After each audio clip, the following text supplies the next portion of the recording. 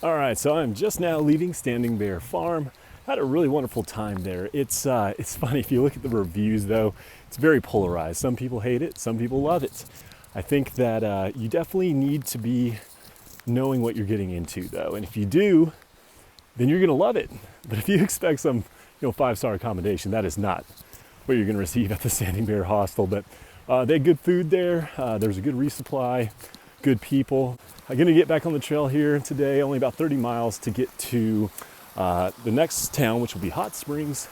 And from there, I am gonna go ahead and take a 0 again, hoping that my ankles and my knees, now that I've had some time off them, that they will be doing better shape.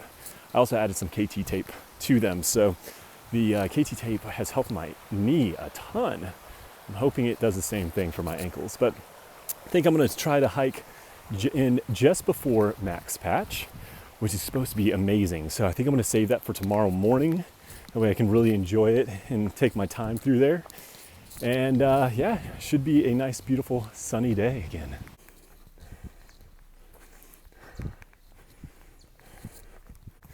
It's on these hot days. I'm so glad for the green tunnel. All right, getting to the top of a very strenuous climb out of Standing Bear Farm. But I am at the top of Snowbird Peak. Finally. Should be quite a bit of downhill after this, at least.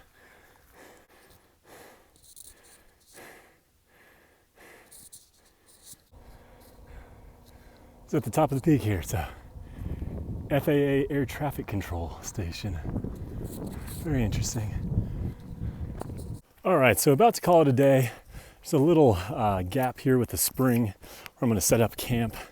It was a good day. I ended up hiking quite a bit with some folks. A gentleman by the name of Granite, he's a ex-US Navy veteran, and then also some 2-section hikers. They were very nice. They were wrapping their hike up here in about the next 20 miles at Hot Springs, so probably sad times for them to be finishing it up, but excited to be able to sleep here. All right, so I am so excited because today is the day that we will be summiting over Max Patch. This is one of those spots that you hear so much about. I've known about it for years, and I'm excited that today is the day that I'll finally be atop the bald, get to experience it for myself. So got about 3 more miles and I will be up there.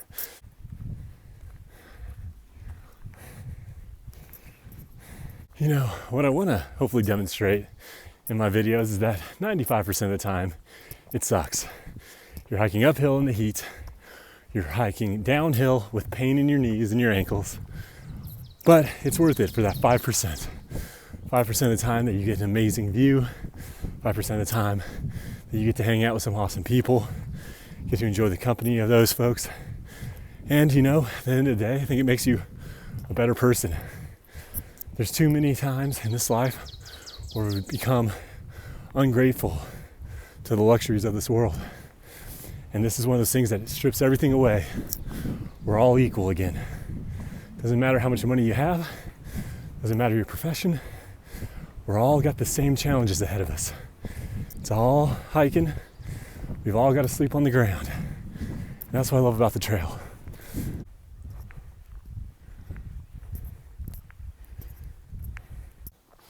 All right, this is Max Patch Road. There's a parking lot around here somewhere where folks can park and then head up to Max Patch. Fortunately, this is the reason why you can no longer camp at Max Patch, and that's because people will come up, day hikers, or through hikers and mess things up too. I'm not just blaming the day hikers, but they destroyed part of Max Patch, and now it's going to take a couple years to rejuvenate the area, but it's a nice little easy place to get to though.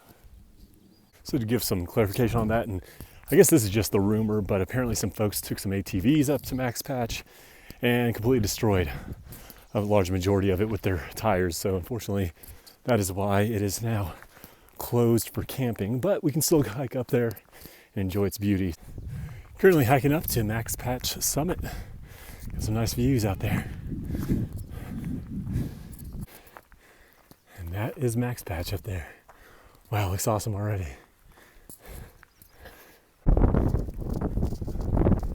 It's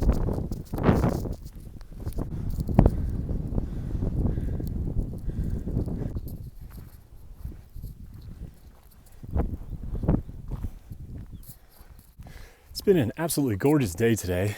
I've gone about 10 miles so far, and I'll probably go, I haven't really decided. I feel pretty good. So depending on how the elevation that's upcoming kicks my butt, I'll determine how far I go.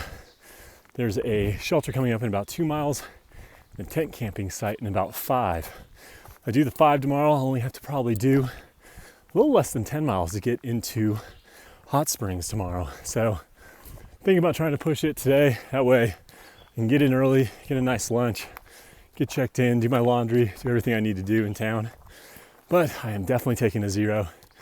I really enjoy my 0 days. I think I'm on day, or my probably 4th or 5th 0 day already. But hey, I don't apologize for any one of those. Right, there's the Walnut Mountain Shelter. Doesn't look like anyone's here today. Also looks like it's got a little tarp across the front. Ooh, this is an old shelter. Yeah, I think I'm gonna skip this one. Keep hiking for a few more miles, find a tent site. This is the other side of Bluff Mountain. You can see there's a little switchback. Look how green it is though. It's beautiful. All right, so yesterday was an awesome day. Got some amazing views. I actually crushed about 16 miles, but pretty much as soon as I got to camp, I completely passed out. But I was able to rejoin with some other folks that have been sort of hiking along with, which was nice.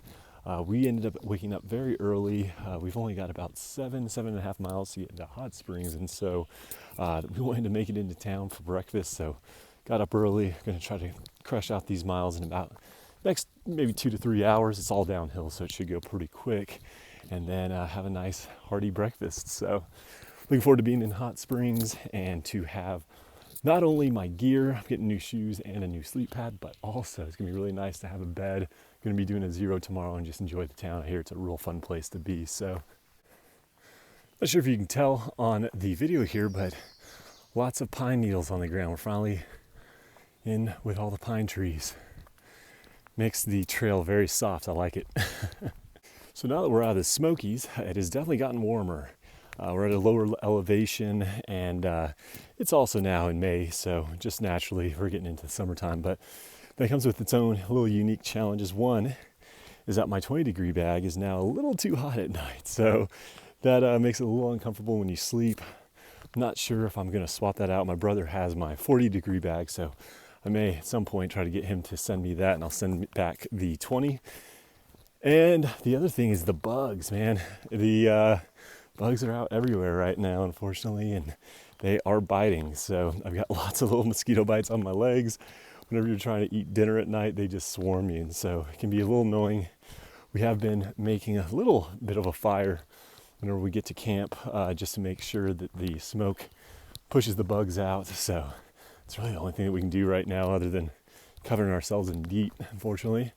So once I get into town, I might try to find some sort of more natural or healthy bug spray or solution to make them go away, because boy, they are frustrating.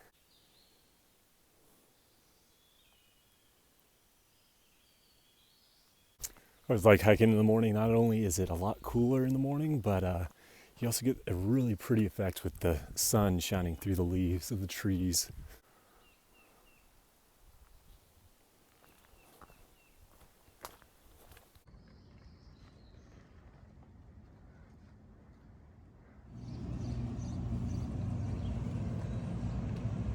It's like I need to come out here for a little bit.